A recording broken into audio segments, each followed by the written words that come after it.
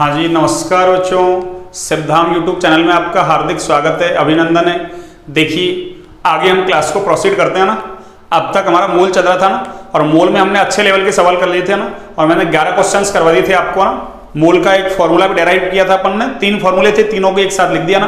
अब जब भी आपको एक की इन्फॉर्मेशन दे, दूसरा पूछे, तो 2 फॉर्मूले एक साथ रख लो ना। आप दोनों को बराबर कर लो, बस आपका आंसर आ जाएगा। जो दिया हुआ वो लिख लो ना, जो ज्ञात करना है उसको निकाल लो, बस आपका ना क्वेश्चन सॉल्व हो जाएगा ना। मैंने 11 क्वेश्चंस करवा दिए थे ना, आज एक मैं 12वां क्वेश्चंस करवा रहा हूँ ना। और अभी तो है ना 5, 7, 8 क्वेश्चंस करेंगे ना, अच्छे लेवल के सवाल है ना। आपका ना इतने सवाल कर लोगे तो मोल में कुछ नहीं बचेगा ना। अब देखो ये सवाल आया जेई है ना, अरे जेई के अंदर आया ये सवाल है ना, अभी मैं लिख रहा हूँ वो सवाल है ना। देखिए कौन सा सवाल है।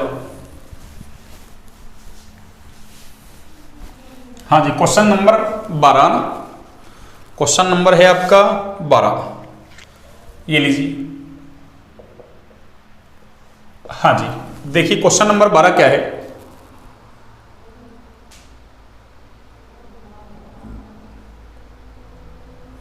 देखिए 1 किलोग्राम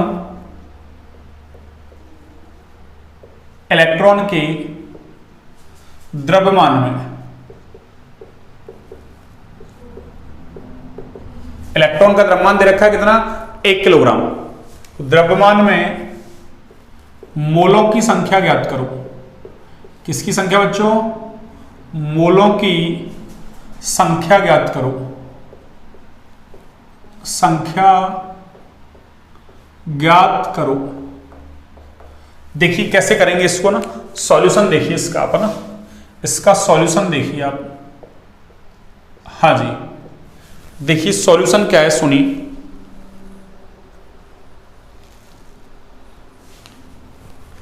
एक किलोग्राम इलेक्ट्रॉन का द्रव्यमान दे रखा है ना। अब यदि आपने ऐसा कर दिया 1 किलोग्राम है ना, उसको ग्राम में चेंज कर दो ना, फिर 1000 ग्राम हो गया। और इलेक्ट्रॉन का द्रव्यमान कितना है? अरे इलेक्ट्रॉन का द्रव्यमान होता है ना, किसमें, ग्राम में लो तो 9.1 गुना 10⁻⁻² ग्राम। याद रखना, आगे लिखाएंगे ना, अगला चैप्टर जब भी आएगा ना। अरे एटॉमिक स्ट्रक्चर के अंदर है ना, और वैसे 11वीं क्लास पढ़ रहे हैं, आपको एटॉमिक स्ट्रक्चर पढ़ाई दिया है ना, जो भी सर है। अरे और दूसरे बच्चे पढ़ रहे हैं ना, तो जो भी सर पढ़ा रहे हैं उन्होंने पढ़ाया होगा ना। अगर ग्राम में लोगे तो आप -28 हो जाएगा, 9.1 गुना 10⁻⁻28 ग्राम। किलोग्राम में लोगे तो 10 की घात है ना, अरे 3000 का भाग और लगा दो तो 9.1 गुना 10⁻31 किलोग्राम हो जाएगा। अगर आपने क्या किया, 1 किलोग्राम में 9.1 गुना 10⁻31 किलोग्राम का भाग लगा दिया, क्वेश्चन गलत हो जाएगा ना। क्यों? देखिए कैसे गलत हो जाएगा। अरे इसने हमको ना इलेक्ट्रॉन का द्रव्यमान दे दिया 1 किलोग्राम है ना। भाई 1 किलोग्राम क्या है अपने पास, इलेक्ट्रॉन है ना, उसमें क्या ज्ञात करने हैं, अरे मोल ज्ञात करने हैं। तो देखिए हमको पता है क्या कि 1 इलेक्ट्रॉन का द्रव्यमान कितना होता है, 9.1 गुना 10⁻31 किलोग्राम। तो मैं ऐसा भी बोल सकता हूं कि 9.1 गुना 10⁻31 किलोग्राम का मतलब क्या है, अरे 1 इलेक्ट्रॉन। तो फिर 1 किलोग्राम का मतलब क्या होगा, एक है ना, 9.1 का मैं भाग लगा दूंगा 10⁻31 का, और अपन को कितना दे रखा है उसने, 1 किलोग्राम। तो 1 किलोग्राम में क्या आ जाएंगे, अरे इलेक्ट्रॉन आ जाएंगे ना। और इलेक्ट्रॉन आते ही तो क्या हुआ, अरे इलेक्ट्रॉन क्या है, नंबर ऑफ पार्टिकल्स, दिए गए कणों की संख्या तो ही, तो हम क्या करेंगे उसमें एवोगाड्रो संख्या का भाग लगा देंगे, तो उससे क्या आ जाएगा, अरे मोल आ जाएगा। क्या आ जाएगा, मोल। देखिए मैं करता हूं ना एक बार, चूंकि 9.1 गुना 10⁻31 किलोग्राम का मतलब क्या है, अरे 1 इलेक्ट्रॉन। इसका मतलब क्या है बच्चों, 1 इलेक्ट्रॉन। इसलिए 1 किलोग्राम का मतलब क्या होगा, अरे 1 किलोग्राम में इलेक्ट्रॉन कितने होंगे, 1/9.1 गुना 10⁻31। और क्या हो गया ये, सॉरी किलोग्राम का भाग लग गया ना। अरे 1 किलोग्राम ऊपर किलोग्राम नीचे किलोग्राम, किलोग्राम से किलोग्राम कट गया, तो क्या आ गया, इलेक्ट्रॉन की संख्या आ गई ना, यानी इतने इलेक्ट्रॉन आ गए। अब इलेक्ट्रॉन क्या है, अरे इलेक्ट्रॉन, प्रोटॉन, न्यूट्रॉन, परमाणु, अणु वगैरह क्या होते हैं, सारे अरे पार्टिकल्स ही होते हैं, कण। तो देखो कणों की संख्या आ गई हमारे पास, और मोल निकालना है। अरे तो मोल बराबर क्या होता है, मोल बराबर क्या है, कणों की संख्या यानी दिए गए कण अपॉन क्या करेंगे, एवोगाड्रो संख्या यानी Na। देखिए कण कितने, अरे कण तो इतने हैं ना, 1 अपॉन ये लो 9.1 गुना 10⁻31 अपॉन एवोगाड्रो संख्या कितनी है, 6.022 गुना 10⁻23। ठीक है ना। यानी इसको मैं ऐसा लिख सकता हूं, देखिए कैसा, ये चलो इधर कर लेते हैं ना, फिर उधर दूसरा क्वेश्चन कर लेंगे ना। देखिए ये ऐसा हो जाएगा क्या, देखना बच्चों, 1/9.1 9.1 गुणा 10 की घात माइनस का 31 इंटू 6.022 गुणा 10 की पावर 23। देखिए इसको सॉल्व करूं, माइनस का 31 पावर, ये कितना है प्लस का 23, कितना बचा माइनस का 8, ऊपर जाएगा तो क्या होगा प्लस का 8, यानी कितना हो जाएगा आपके, अरे 10 की घात 8 और अपॉन में क्या है ये 9.1 गुणा अरे 6.022 और ये क्या आ गया आपके, अरे मोल आ गया। जेई में सवाल आ चुका है ना, अरे ये सवाल कहां आया था बच्चों, जेई, ये लीजिए ऐसे सिंपल सवाल आते हैं ना, और वहां आंसर, अरे आंसर ऐसे ही दे रखा था ना, इसी फॉर्मेट में आंसर दे रखा था ना कि 10 की घात 8 बटे, इसको काट पीट के सॉल्व नहीं कर रखा ना, बस आपसे केमिस्ट्री पूछ ली उसने ना, तो इसी फॉर्मेट में ना आंसर दे रखा था ना, अरे 10 की घात 8 बटे 9.1 गुणा 6.022 ऐसे दे रखा था। ये लो, ये जेई में सवाल आया ना, अरे कहां सवाल आया ये, जेई में। इतने सिंपल सवाल आते हैं ना, बस आपको थोड़ा सा अप्रोच करना आना चाहिए ना, कैसे करते हैं। अगर आपने क्या कर दिया, अरे 1 इलेक्ट्रॉन का भाग लगा दिया ना, किसमें 1 किलोग्राम में, तो ये तो इलेक्ट्रॉन की संख्या आई अभी है ना, अभी मोल नहीं आए, तो मोल कैसे निकालेंगे अपन, कणों की संख्या अपॉन एवोगाद्रो संख्या। तो एक बार आप इसको नोट डाउन कीजिए ना। अगला क्वेश्चन लेता हूं मैं ना, देखिए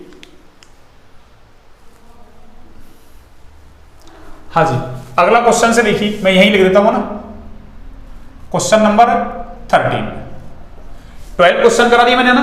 क्वेश्चन नंबर 13 देखिए, 20 ग्राम कैल्शियम कार्बोनेट में CaCO3, इसको कैल्शियम कार्बोनेट बोलते हैं ना, तो कार्बोनेट में प्रोटॉन की संख्या, प्रोटॉन का सिंबल है P+ है ना, तो प्रोटॉन की संख्या, ये लो मैं क्वेश्चन मार्क लगा देता हूं ना, क्वेश्चन मार्क लगाने का मतलब प्रोटॉन की संख्या ज्ञात करो, किसमें 20 ग्राम कैल्शियम कार्बोनेट में। अब देखिए अगर अपन है ना, अरे प्रोटॉन की संख्या कैलकुलेट कर ले ना, किसकी संख्या, प्रोटॉन की संख्या, ये लो है ना, इसका सॉल्यूशन क्या होगा देखिए आप, इसका सॉल्यूशन होगा ना, ये लो प्रोटॉन की संख्या बराबर कितना होगा, अरे देखिए एक कैल्शियम कार्बोनेट में प्रोटॉन कितने होंगे ना, एक कैल्शियम कार्बोनेट में प्रोटॉन कितने होंगे, अरे कैल्शियम का परमाणु क्रमांक कितना है 20, तो जितना परमाणु क्रमांक उतने ही प्रोटॉन, तो 20 तो क्या हो गया कैल्शियम के अंदर, और देखो कार्बन, अरे कार्बन का परमाणु क्रमांक कितना है 6, तो 6 हो गया ये, प्लस ऑक्सीजन कितने हैं 3 और एक का कितना होता है 8, तो ये कितना हो गया, अरे 20 प्लस 6 प्लस 24, तो कितना हो गया, अरे 50 प्रोटॉन हो गया ना। इसका मतलब एक कैल्शियम कार्बोनेट के अंदर कितने प्रोटॉन हैं 50, अरे एक कैल्शियम कार्बोनेट के अंदर कितने प्रोटॉन है बच्चों 50, तो मैं अगर 1 मोल कैल्शियम कार्बोनेट लूंगा तो उसमें प्रोटॉन कितने हो जाएंगे 50 मोल, तो क्या कहेंगे अपन, एक अणु CaCO3 में कितने प्रोटॉन हैं 50 प्रोटॉन, ये लो। तो मैं अगर ऐसा लिख दूं कि 1 मोल CaCO3 में कितने प्रोटॉन होंगे भी, अरे 1 मोल CaCO3 में 50 मोल प्रोटॉन, क्यों, एक अणु में 50 प्रोटॉन, तो 1 मोल है ना, अरे अणुओं में क्या होंगे 50 मोल प्रोटॉन। अब मुझे मोल कैलकुलेट कर लेता हूं मैं किसमें, अरे 20 ग्राम CaCO3 के अंदर मोल कैलकुलेट कर लेता हूं, देखिए कैसे, ये लो मोल बराबर क्या है, अरे दिया गया द्रव्यमान कितना है 20, CaCO3 का मोलर द्रव्यमान निकालो, देखो अरे कैल्शियम का 40, कार्बन का 12 और एक ऑक्सीजन का 16, तो 3 का 48, 48 12 60 और 40 100, तो क्या होगा 20/100, अरे कितना हो गया ये 0.2 मोल। ये लो ये कैल्शियम कार्बोनेट, अरे 20 ग्राम कैल्शियम कार्बोनेट के अंदर कितने मोल आ गए 0.2 मोल, तो हमको पता है अरे 1 मोल कैल्शियम कार्बोनेट में कितने मोल प्रोटॉन है 50 मोल, तो इसलिए क्या होगा कितना मोल है, इसलिए 0.2 मोल कैल्शियम कार्बोनेट में कितने होंगे भाई, अरे 1 मोल में 50 मोल, तो 0.2 मोल में कितने होंगे 50 × 0.2, तो कितना आ गया ये 5 दूनी 10, ठीक है ना, तो ये 10 मोल प्रोटॉन आ गया ना, अरे 10 मोल क्या आ गया बच्चों प्रोटॉन, ये लो, ठीक है ना। तो 20 ग्राम कैल्शियम कार्बोनेट के अंदर प्रोटॉन की संख्या कितनी है 10 मोल प्रोटॉन, और मोल का मतलब एवोगाद्रो संख्या ही होती है, चाहो तो आप संख्या निकालो ना, प्रोटॉन की संख्या पूछिए तो 10 मोल प्रोटॉन आगे देखो, तो 10 मोल प्रोटॉन का मतलब क्या है 10, और मोल का मतलब 6.022 गुणा 10 की पावर अरे 23, देखो 10 की घात 1 वो 10 की घात 23, तो ये आंसर कितना हो गया 6.022 गुणा 10 की पावर अरे 24 क्या हो गए प्रोटॉन। अगर मोल में पूछे तो ये आंसर आ गया, लेकिन हमसे संख्या पूछी है ना, तो कितने प्रोटॉन आ गए 6.022 गुणा 10 की पावर 24 प्रोटॉन। ठीक है ना। तो आपको प्रोटॉन न्यूट्रॉन इलेक्ट्रॉन की संख्या कैसे कैलकुलेट करते हैं ना, इलेक्ट्रॉन का द्रव्यमान दे दिया 1 किलोग्राम, उसमें मोल की संख्या कैसे कैलकुलेट करते हैं ना, सब कुछ मैंने आपको बता दिया ना। क्वेश्चन नंबर 13 है ना, मैंने सॉल्व कर दिया ना, अरे 13 क्वेश्चन सॉल्व कर दिया आपको ना। तो एक बार आप क्या करें, इसको नोट डाउन करें ना, फिर आगे क्वेश्चंस की बात करता हूं मैं ना, और अच्छे क्वेश्चंस है ना।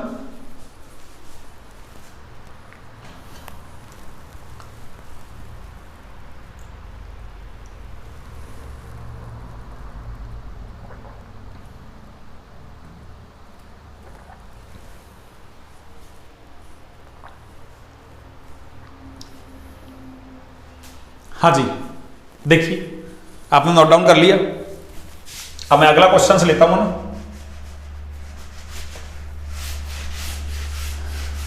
हाँ जी, देखिए अगला क्वेश्चन क्या है, प्रोटॉन न्यूट्रॉन वगैरह कैसे कैलकुलेट करते हैं, सब कुछ है ना आपको बताया जा रहा है ना। एक चीज दे दे दूसरी चीज कैसे निकालते हैं ना, आपको बिल्कुल नीट जेई पैटर्न पे पढ़ाया जा रहा है ना। तो आप अपने है ना साफ सुंदर नोट्स बनाए ना, और क्लास अच्छी लगे तो आगे है ना, अरे क्लास को शेयर करें भैया ना, लाइक सब्सक्राइब शेयर करें ना, हाँ बेल आइकन को प्रेस करें ना। हाँ कई बच्चे बोलते हैं सर ऐसे बोला करो ना, हाँ पर मैं कि आजकल तो बच्चे समझदार हैं भैया ना, हाँ वो जानते हैं अपने आप ना कि बेल आइकन तो ना प्रेस करना ही है ना। हाँ जी, आपके लाइक सब्सक्राइब शेयर करने से है ना, अरे एक कॉन्फिडेंस है ना लेवल बढ़ता है ना टीचर का ना। कोई जरूरी नहीं है अरे मेरे लिए ना यूट्यूब पे किसी की क्लास देखते हो, अगर अच्छा लगे आपको ना तो उसको अप्रिशिएट करें भी है ना, हाँ लाइक सब्सक्राइब शेयर वगैरह करें ना, ताकि और भी लोगों तक है ना अरे वो चीज पहुंचे है ना, वो कंटेंट पहुंचे, औरों को भी फायदा हो ना। ये हमारा तो फायदा हो ही हो, और हमारे साथ साथ औरों को भी फायदा हो ना।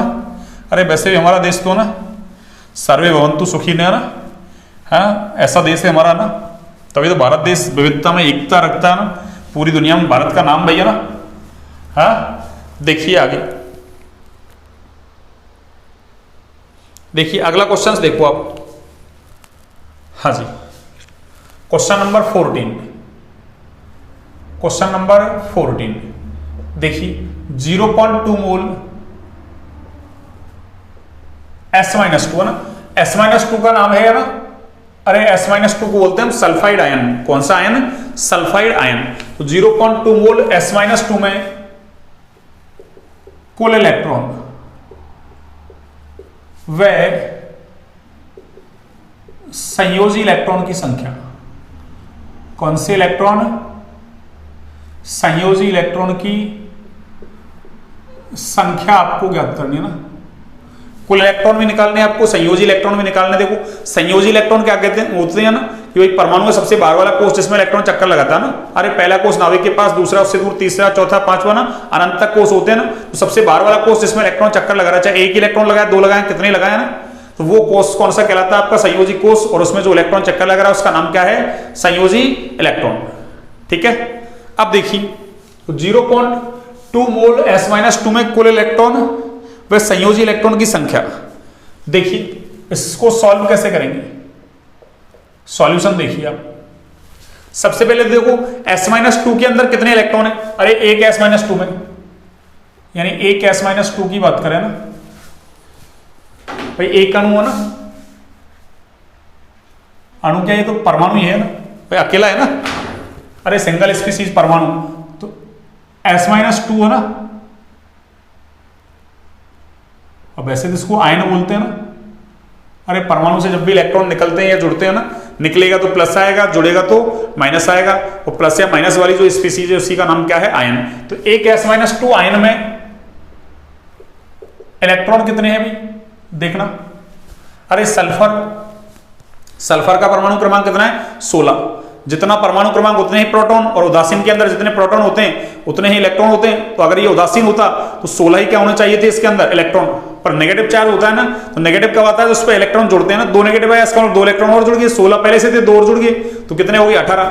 और आप तो ऐसे याद रख लो ना, अरे ऊपर प्लस है तो माइनस कर दो, और माइनस है तो प्लस कर दो, जितना प्लस है उतना माइनस, और जितना माइनस है उतना प्लस, तो प्लस देखे तो माइनस कर दो, माइनस देखे तो प्लस।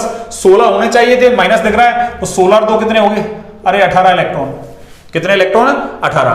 अब देखिए 0.2 मोल में कह रहा है ना, तो मैं यूं कह दूं कि भाई 1 मोल S-2 में इलेक्ट्रॉन कितने हैं? अरे 18 मोल इलेक्ट्रॉन है क्या? क्यों? अरे 1 S-2 में 18 इलेक्ट्रॉन, तो 1 मोल में कितने? 18 मोल इलेक्ट्रॉन। अरे 1 मोल में कितने इलेक्ट्रॉन होंगे? 18 मोल इलेक्ट्रॉन। तो हमको कितना मोल दिया है? 0.2 मोल। तो मैं क्या कहूंगा कि 0.2 मोल, अरे S-2 में कितने इलेक्ट्रॉन होंगे भाई? ये लो 18 गुणा 0.2 मोल इलेक्ट्रॉन, और इसको सॉल्व करोगे तो ये 18 गुणा 36, 3.6 मोल इलेक्ट्रॉन। तो ये तो आ गया आपका कुल इलेक्ट्रॉन, ठीक है ना। ये तो टोटल इलेक्ट्रॉन आ गए भैया ना। अरे टोटल इलेक्ट्रॉन है ना, ये कैसे इलेक्ट्रॉन है आपके? टोटल। अब हमको क्या ज्ञात करने? संयोजी इलेक्ट्रॉन। संयोजी इलेक्ट्रॉन को इंग्लिश में लिखते हैं वैलेंस इलेक्ट्रॉन। Valence electron. देखिए S-2 के पास कितने इलेक्ट्रॉन है? अरे S-2 के पास कितने इलेक्ट्रॉन है भाई? अरे 18 इलेक्ट्रॉन हैं। और देखो 18 इलेक्ट्रॉन को आप भरना चाहें तो कैसे भरते हैं अपन? इलेक्ट्रॉनिक विन्यास ऐसे लिखते हैं अपन ना, अरे 1s2 2s2 2p6 3s2 3p6 है ना, ऐसे 4s2 वगैरह। तो जैसे मान लो सोडियम की बात करें तो सोडियम में 1s2 2s2 2p6 3s1, तो कैसे लिखते हैं अपन? 1s2 यानी 2 इलेक्ट्रॉन 1s में, 2s2 यानी 2s में 2, 2p में भी 2, सॉरी 6, तो 6 और 2 8, और 3s में कितना? 1। तो अपन कैसा लिखते हैं सोडियम का इलेक्ट्रॉनिक विन्यास? अरे 2 8 1। कैसे लिखते हैं बच्चों? 2 8 1। अब यहां तो 18 है, तो 18 है तो कैसे लिखेंगे अपन? अरे 2 फिर 8, तो ये तो कितने हुए? 10 ही, और भरने कितने? 18, तो फिर क्या लिखूंगा मैं? 8। यानी जो नेगेटिव वाले हैं ना, अरे 2 इलेक्ट्रॉन आके जुड़े हैं, वो कहां काउंट होंगे? अरे वो संयोजकता कोष में काउंट होंगे ना। क्यों? अरे इलेक्ट्रॉन निकलते भी संयोजकता कोष से और जुड़ते भी कहां है? संयोजकता कोष में। तो इसका मतलब संयोजी इलेक्ट्रॉन कितने हो गए आपके पास? अरे 8। सबसे बाहर वाला कोष कौन सा कोष कहलाता है? संयोजी कोष। और उसमें इलेक्ट्रॉन है वो कौन से इलेक्ट्रॉन कहलाते हैं? संयोजी इलेक्ट्रॉन। इसका मतलब 1 S-2 में कुल इलेक्ट्रॉन तो 18 थे, पर 1 S-2 के अंदर क्या है? संयोजी इलेक्ट्रॉन 8 है भैया ना। तो वही सवाल हो जाएगा अपना क्या? अरे 1 मोल में, 1 मोल S-2 में कौन से इलेक्ट्रॉन? संयोजी इलेक्ट्रॉन। अरे 1 मोल S-2 में संयोजी इलेक्ट्रॉन। कौन से इलेक्ट्रॉन बच्चों? संयोजी इलेक्ट्रॉन। कितने हैं? 8 मोल। अरे कितने मोल? 8 मोल। तो फिर क्या है? अरे 0.2 मोल ही थे, तो 0.2 मोल S-2 में संयोजी इलेक्ट्रॉन कितने होंगे? तो 8 को क्या कर दो आप? अरे 0.2 से गुणा कर दो, कितना हो जाएगा ये? 8 दूनी 16 यानी 1.6 मोल अरे इलेक्ट्रॉन हो जाएंगे। कौन से? संयोजी इलेक्ट्रॉन। कौन से इलेक्ट्रॉन है बच्चों ये? अरे संयोजी इलेक्ट्रॉन, वैलेंस इलेक्ट्रॉन है ये ना। तो वैलेंस इलेक्ट्रॉन कितने हैं? 0.2 मोल के अंदर 1.6 मोल, और इसके अंदर कितने हैं? 3.6 मोल। संख्या पूछे तो मोल का मतलब अवोगाद्रो संख्या से गुणा कर दो इसको ना। अरे मोल का मतलब अवोगाद्रो संख्या से क्या कर दो? इसको गुणा कर दो बच्चों ना। तो ये मैंने क्वेश्चन नंबर 14 आपको समझा दिया ना। अरे क्वेश्चन नंबर आपको 14 समझा दिया ना। अब देखिए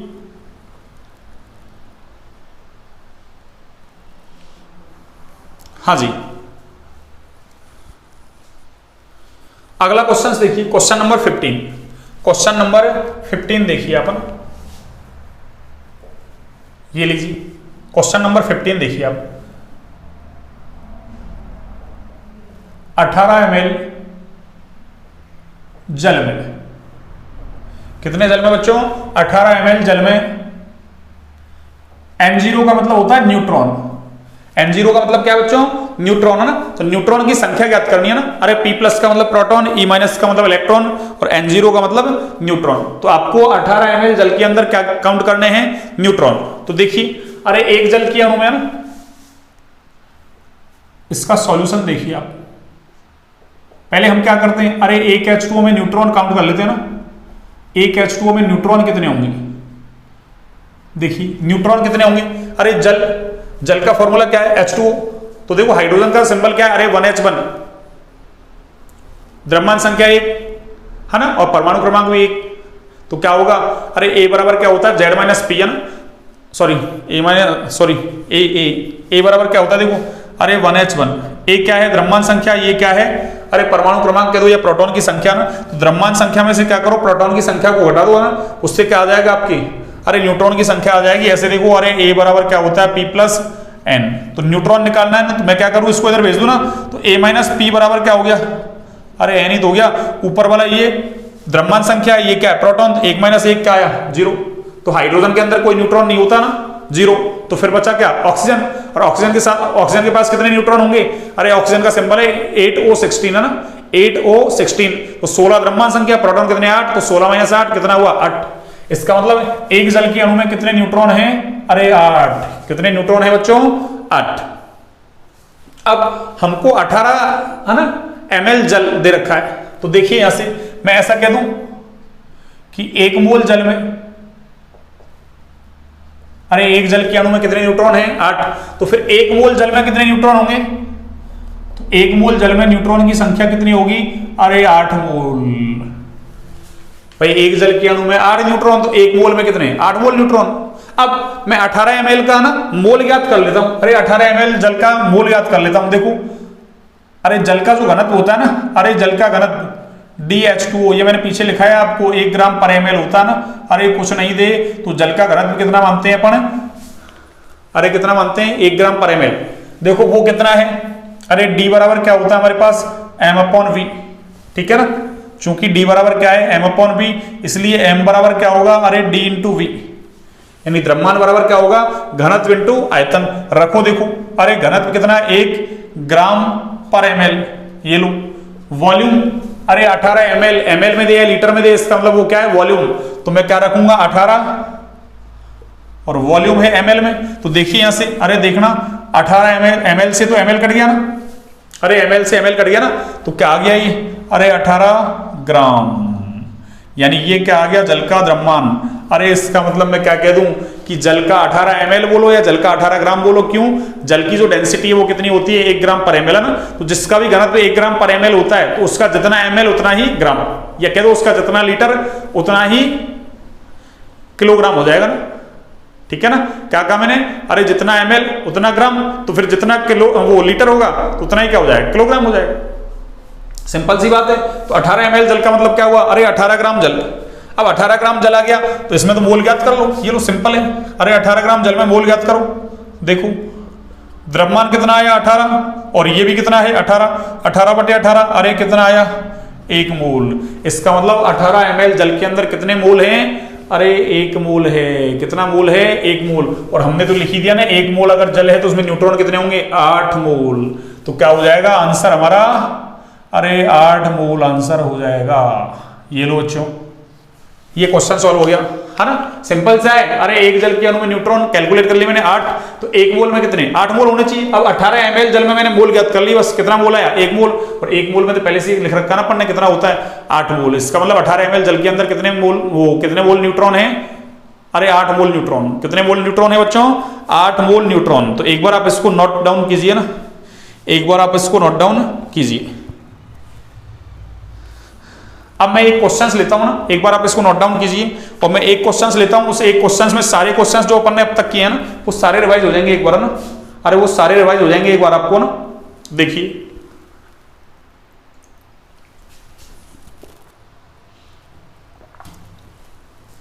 क्वेश्चन नंबर 16 लेता हूं मैं ना, हाँ जी। क्वेश्चन नंबर 16 क्या है, देखिए आप नोट डाउन कर लिया होगा आपने। अब एक क्वेश्चंस में सारे क्वेश्चंस अभी तक अपन ने जो पढ़े ना, वो सारे आपके रिवाइज हो जाएंगे ना। कैसे, देखिए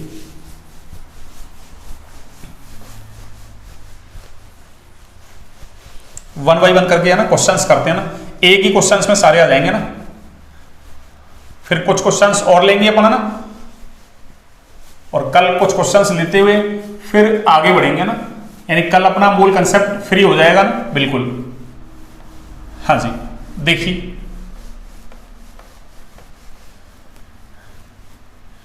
मैं एक क्वेश्चन लेता हूं ना, क्या है सुनिए अब।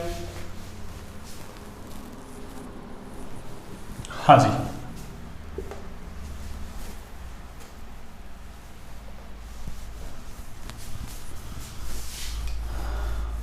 हाँ जी बच्चों, देखिए एक क्वेश्चन क्या है, सिंपल है ना। ये लीजिए क्वेश्चन नंबर 16, और अपन को क्या दे रखा है, देखिए 2.7 ग्राम ना, 2.7 ग्राम ग्लूकोज दे दिया ना,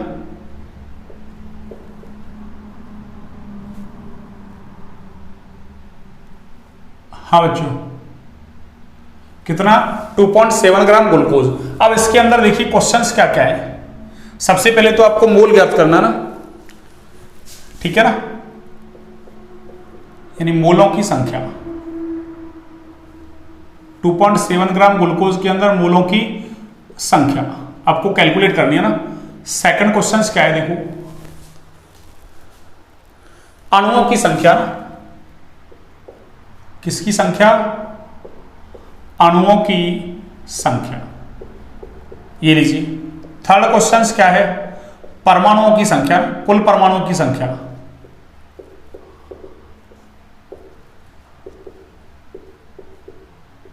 हाँ जी, ठीक है ना, ये कुल परमाणुओं की संख्या। फोर्थ है हाइड्रोजन परमाणुओं की संख्या, किसकी, हाइड्रोजन परमाणुओं की संख्या, हाइड्रोजन परमाणुओं की संख्या। एक क्वेश्चन और देखिए आप, 6 नंबर, 5th नंबर, ऑक्सीजन अणुओं की संख्या ना, अरे ऑक्सीजन अणुओं की संख्या, ये मैंने कुल अणुओं की संख्या पूछी है ना, अरे टोटल नंबर है ना। इसमें से मैं क्या पूछ रहा हूं, कुल परमाणुओं में से हाइड्रोजन परमाणु पूछ रहा हूं और कुल अणुओं में से ऑक्सीजन अणुओं की संख्या पूछ रहा हूं ना, दोनों में फर्क है भैया। और एक देखिए 6 नंबर क्वेश्चन, 6 नंबर क्या है सुनिए, कार्बन का द्रव्यमान प्रतिशत, कार्बन का द्रव्यमान प्रतिशत, जो अपन है ना मास परसेंट पढ़ के आए थे ना। और 7th नंबर क्वेश्चन से देखो क्या है ना, न्यूट्रॉन की कुल संख्या ना, अरे N0 न्यूट्रॉन की कुल संख्या, ये लो।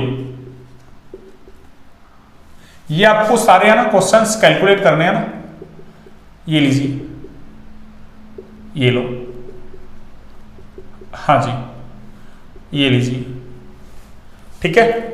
अब देखिए सारे क्वेश्चंस कैलकुलेट करते हैं ना, 1 बाई 1 करके ना। 7 क्वेश्चंस दे दिए मैंने ना, जो अब तक पढ़ा सब कुछ मोल के अंदर सब कुछ रिवाइज हो जाएगा ना। देखिए कैसे इसका सॉल्यूशन करता हूं मैं ना, 1 बाई 1 करके ना, ये लीजिए। सॉल्यूशन फर्स्ट वाले का क्या है, मोल, अरे मोल निकालो आप। देखिए सबसे पहले तो अरे ग्लूकोज का फॉर्मूला क्या है अपने पास, C6H12O6, C6H12O6। ग्लूकोज का फॉर्मूला क्या बच्चों, C6H12O6 है ना, O6। देखिए मोल बराबर क्या है, द्रव्यमान दे रखा है 2.7, तो हम क्या करेंगे, अरे परमाणु है तो उसके परमाणु द्रव्यमान का भाग लगा देते हैं ना, और अणु है तो उसके आणविक द्रव्यमान का भाग लगा देते हैं, मॉलिक्यूलर वेट का ना। तो मॉलिक्यूलर वेट कितना है, अरे इस ग्लूकोज का कैलकुलेट करोगे ना मॉलिक्यूलर वेट, तो वो कितना है 180 है ना, कितना आएगा 180, कर लेना कैलकुलेट। अरे 6 कार्बन है, 1 का 12 है ना, तो 72, एक हाइड्रोजन का 1 है तो 12 का 12, तो 72 12 84, और एक ऑक्सीजन का 16, तो 6 का कितना 96, 96 और 84 180 है ना।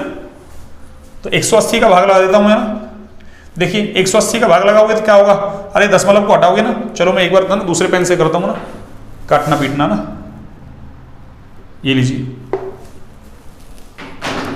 हाँ जी। देखिए क्या होगा, इस दशमलव को हटाओगे, एक 0 लगाओगे ना, तो 9 से कट रहा है, 9 तिया 27 और 9 दूनी 18 ना, और 2 से इसको काटोगे तो क्या हो जाएगा, अरे 1.5/100 ना, 1.5/100, और ये हो जाएगा 100 का भाग लगाओगे तो 0.015, और ये क्या आ गया आपके मोल आ गया, अरे आ गया ना मोल। सेकंड क्वेश्चन देखिए आप, मोल आ गया अपने पास, तो इसने क्या पूछा, कुल अणुओं की संख्या, अरे कुल अणुओं की संख्या, और ग्लूकोज अणु के रूप में मिल रहा है, तो हमको पता है ना, अरे अणुओं की संख्या निकालनी है तो क्या करेंगे अपन, अरे मोल बराबर क्या है, अणुओं की संख्या है ना, नंबर ऑफ पार्टिकल्स, अणुओं की संख्या अपॉन क्या हो जाएगा, अवोगाद्रो संख्या। तो मोल कितना है, तो अणुओं की संख्या क्या हो जाएगी? अरे अणुओं की संख्या बताना क्या होगी? अणुओं की संख्या बराबर क्या होगा? अरे मोल, तो मोल कितना आया अपने पास 0.015 इंटू Na। ये लो, ये क्या आ गया? कुल अणु आ गया आपके, ना? अरे ये कुल अणु आ गया ना, समझ में आ गया होगा आपको कैसे अणु निकालते हैं, है ना? क्यों मोल आ गया, मोल से अपन ने ना फॉर्मूला लगा दिया कि दिए गया ना, अरे कणों की संख्या ना, अब कण तो पूछे यहां से, तो अणुओं की संख्या बटे एवोगाद्रो संख्या, मोल हमको पता है यहां से आ गया। क्वेश्चन नंबर 3 देखिए आप, क्वेश्चन नंबर 3 क्या है? कुल परमाणुओं की संख्या। देखिए जब भी परमाणुओं की संख्या निकालनी है आपको ना, अरे परमाणु की कुल संख्या जब भी निकालनी है ना, कुल संख्या बराबर क्या है ना? कुल अणुओं की संख्या, कुल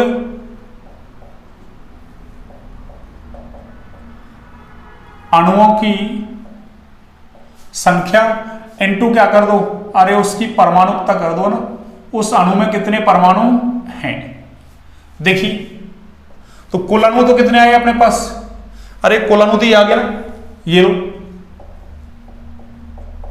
Na, और परमाणुकता कितनी है? देखिए, अरे आप इसकी परमाणुकता देखिए, इसकी देखिए कुल परमाणुकता कितनी है इसकी, ये लो मैं यहां लिख देता हूं परमाणुकता, यानी ग्लूकोज के एक अणु में कितने परमाणु हैं? अरे 6 तो कार्बन, 12 क्या है हाइड्रोजन, और 6 कौन है? ऑक्सीजन। तो कितने हुए? 6 12 6 ऑक्सीजन है, वो सॉरी 6 12 6 कितने हुए? 24। ये लो, तो 24 से इसको क्या कर दो आप? गुणा कर दो। ये लो, तो ये क्या आ गया आपके? अरे ये कुल परमाणुओं की संख्या आ गई है ना। चौथा देखिए आप, हाँ जी, चौथा क्वेश्चन क्या है? अरे हाइड्रोजन परमाणुओं की संख्या, हाइड्रोजन परमाणुओं की संख्या, ये लो हाइड्रोजन परमाणु की संख्या।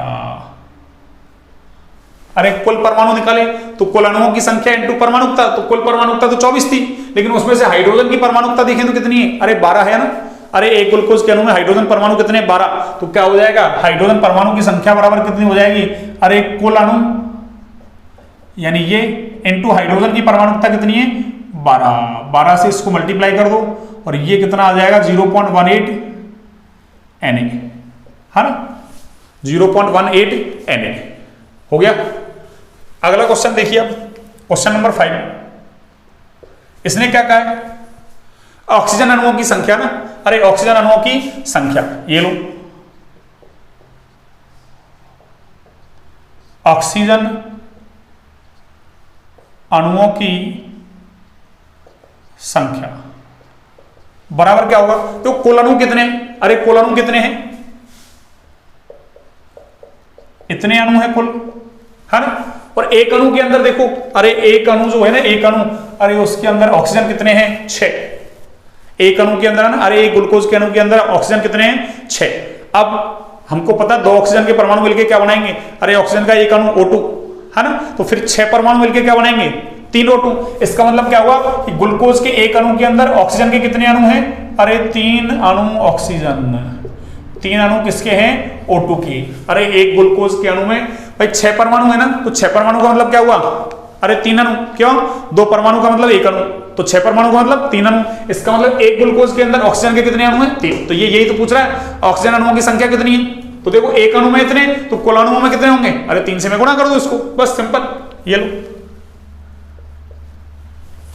समझ में आ गया होगा आपके क्या कहा मैंने? अरे एक ग्लूकोज का अणु, इसमें 6 ऑक्सीजन के परमाणु है, परमाणु 6 हैं, तो अणु कितने होंगे?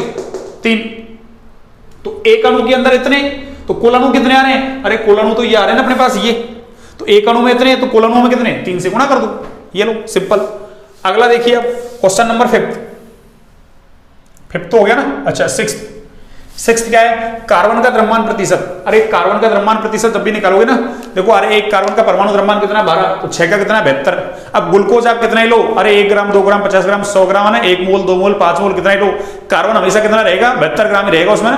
क्यों? ग्लूकोज के एक अणु में कार्बन कितना है? 72 ग्राम, तो 72 ग्राम के हिसाब से निकालोगे 72/180 × 100। अरे है ना, जिस तत्व के बारे में पूछ रहा है उसका द्रव्यमान कितना है? कार्बन का 72, कुल कितना? 180, 100 से गुणा करते हैं तो कितना आएगा? 40%। तो आप कितना ही लो ना, कार्बन कितना रहेगा हमेशा? 40%। तो परसेंट कार्बन कितना है यहाँ? अरे 40%। ये लो। क्वेश्चन नंबर 7, सेवंथ देखिए, न्यूट्रॉन की कुल संख्या, अरे न्यूट्रॉन की कुल संख्या, देखो न्यूट्रॉन की संख्या निकालो, टोटल न्यूट्रॉन, तो टोटल न्यूट्रॉन कितने होंगे देखो, अरे कार्बन, कार्बन का सिंबल 6c12, तो 12 में से 6 गए तो 6 है ना, कार्बन के पास 6 न्यूट्रॉन होते भैया ना, कितने न्यूट्रॉन 6। और अपन अभी सीख लेंगे प्रोटॉन न्यूट्रॉन इलेक्ट्रॉन कैसे कैलकुलेट करते हैं ना, वैसे तो आपको सिखाई रखे हैं ना, पर फिर भी और कैलकुलेट कर लेंगे ना।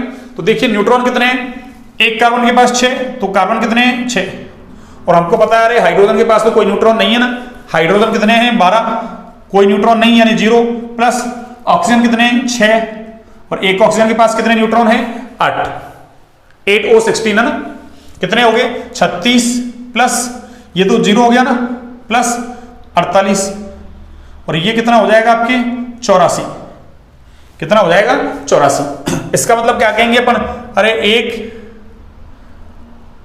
है ना ग्लूकोज अणु में, अरे एक ग्लूकोज अणु में कितने न्यूट्रॉन 84 न्यूट्रॉन, भाई एक अणु ग्लूकोज का है उसमें 84 न्यूट्रॉन है, तो मैं ऐसा कह दूं कि एक मोल ग्लूकोज में कितने होंगे, अरे एक मोल ग्लूकोज में कितने होंगे बच्चों, अरे एक अणु के अंदर 84, तो एक मोल ग्लूकोज के अंदर कितने होंगे, अरे 84 मोल न्यूट्रॉन, कितने मोल 84 मोल न्यूट्रॉन, तो मोल कितना निकला, अरे मोल तो ये रहा ना, तो इसका मतलब 0.015 मोल ग्लूकोज के अंदर कितने न्यूट्रॉन होंगे, ये लो, तो क्या हो जाएगा, अरे 0.015 इंटू 84, और आगे क्या हो जाएगा मोल, क्या हो जाएगा N0, 84 से गुणा कर दो, कितना हो जाएगा ये,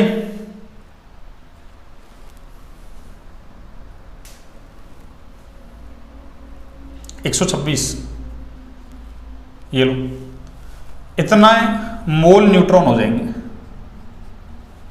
1.26 मोल न्यूट्रॉन, 1.26 मोल न्यूट्रॉन, ठीक है बच्चों।